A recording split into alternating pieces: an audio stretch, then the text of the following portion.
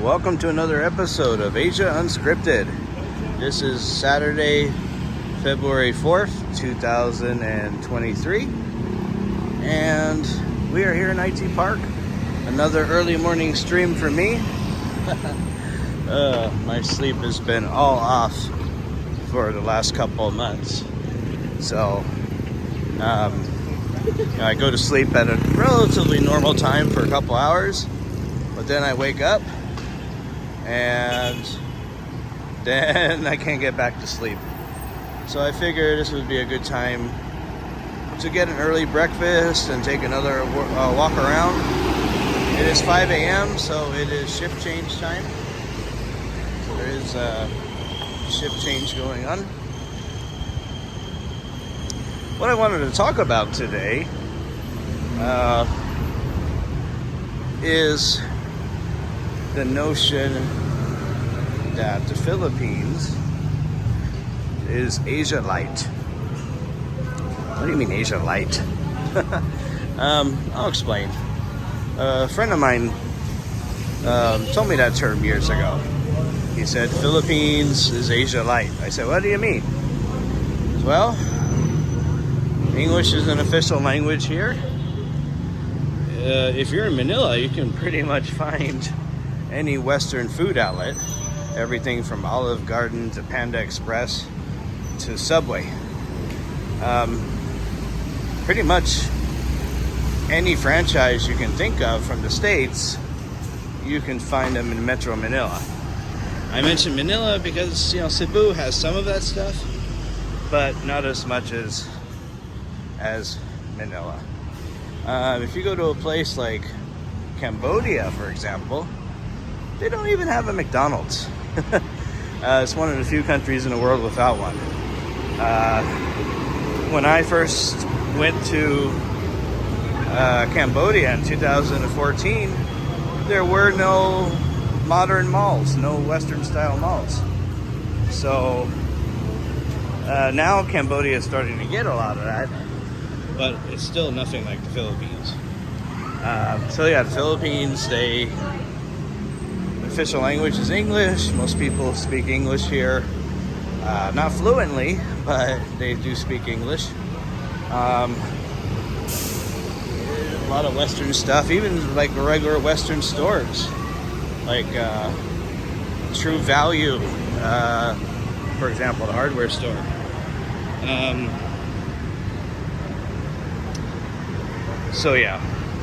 Asia-Lite.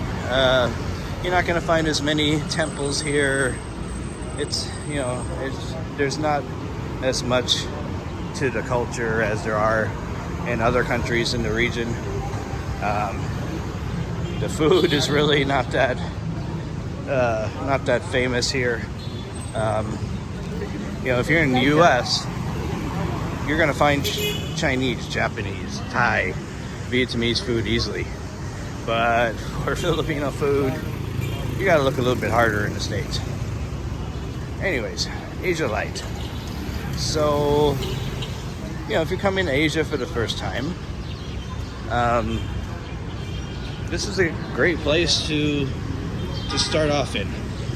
Because you're still in Asia, you're in this part of the world, people speak English, you can find a lot of your creature comforts from home, let's just say.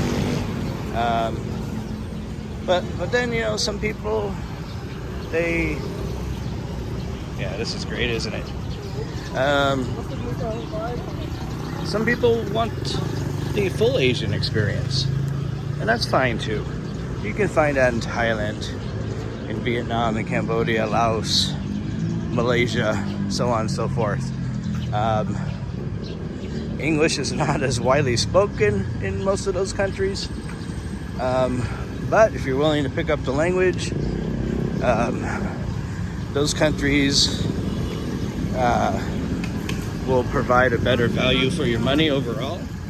The Philippines, it's cheaper than the US, yes, but it is more expensive than most of Southeast Asia.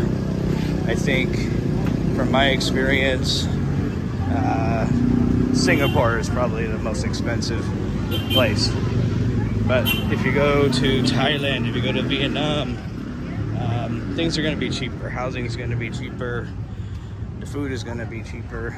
And the food is going to be way different. It's going to be awesome in those countries compared to here. So, so those are some differences. When I was in Vietnam, there were temples everywhere. Same thing in Thailand. Yeah, there's a few here, scattered here and there, but it's not part of the culture. Even people here will dress like Americans. If you've noticed in my walkthroughs. Here we're at the bus station again. When you go to Vietnam, for example,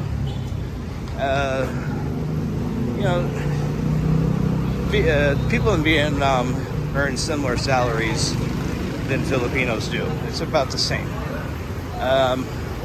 But you go over to Vietnam, people are dressed better. Here, I've seen some